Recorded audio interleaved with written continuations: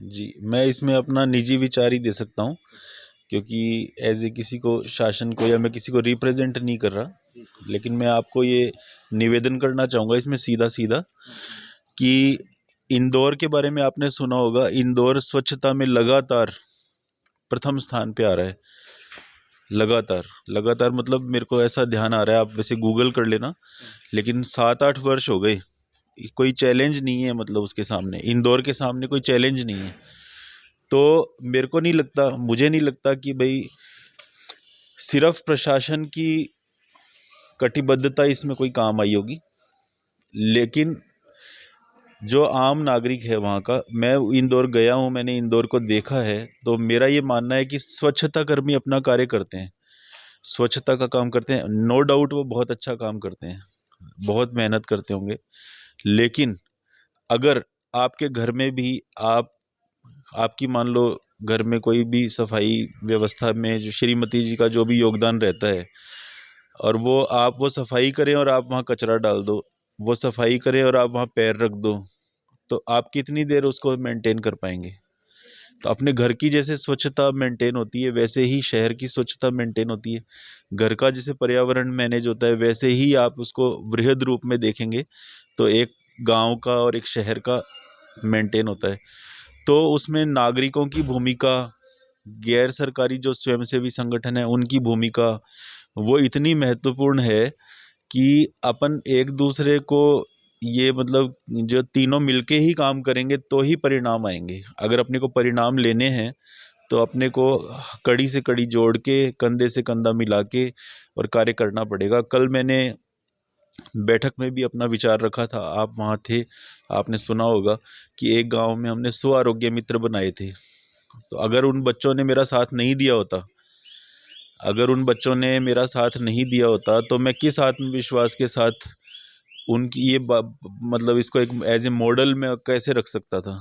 और फिर जब वो हमारे जो अधिकारी वगैरह हैं उनको भी लगा कि चलो इन्होंने किया हुआ है प्रैक्टिकली, तो उसको प्रैक्टिकली पूरे राजस्थान में कई गांवों में इम्प्लीमेंट किया।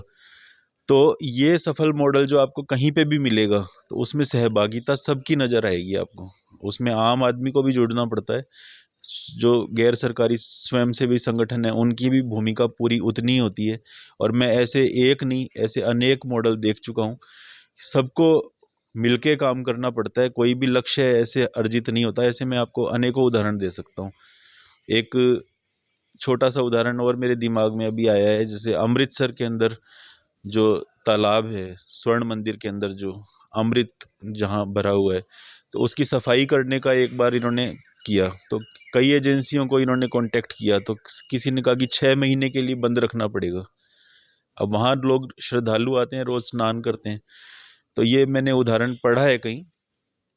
तो जो मंदिर के, जो स्वर्ण मंदिर के जो समिति के लोग हैं, उन्होंने शहर वाले जो अमृतसर के खुद लोकल रहने वाले लोग हैं उनको सबको कहा कि सेवा करनी है।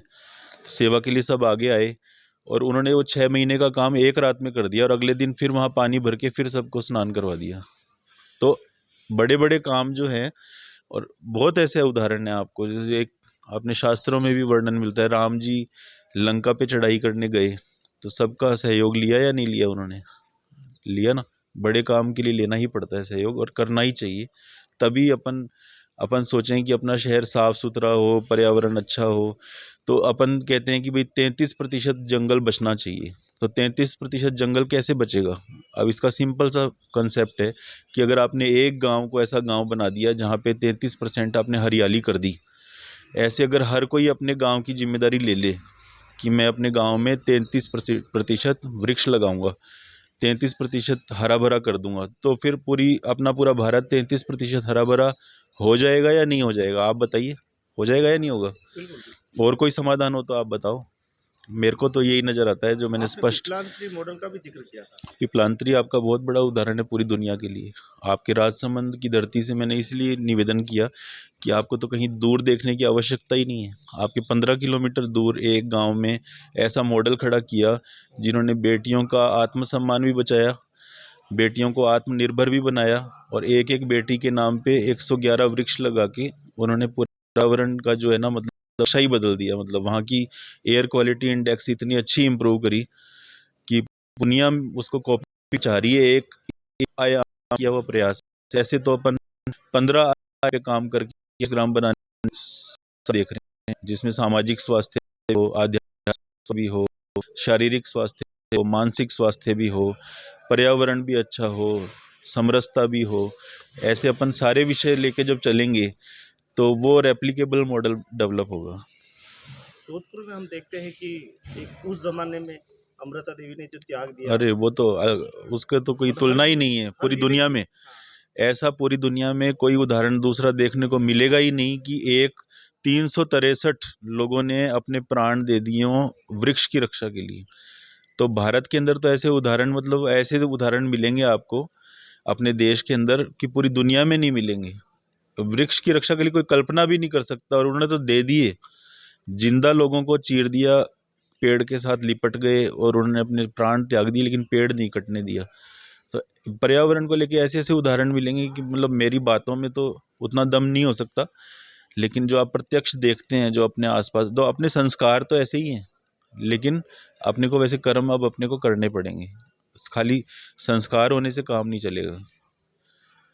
एक चित्तौड़गढ़ की जो दुर्ग की बात जब आती है, पूरे देश का नहीं दुनिया का हब रहा है, हम्म। तो उस पे भी किस प्रकार की एक नई चेतना आप देखते हैं कि होनी चाहिए? हाँ, नहीं आपको क्या होनी लगता चाहिए बिल्कुल। जितने भी ऐतिहासिक धरोहर हैं, वो लोग अपने को, आपको पता होगा राजस्थान के अंदर बहुत सारा जो अपना, बहुत सारे लोग हैं जिनकी रोजी रोटी पर्यटन से ही जुड़ी हुई है। है? बहुत सारे विदेशी सैलानी यहाँ आते हैं। वो क्या करने आते हैं?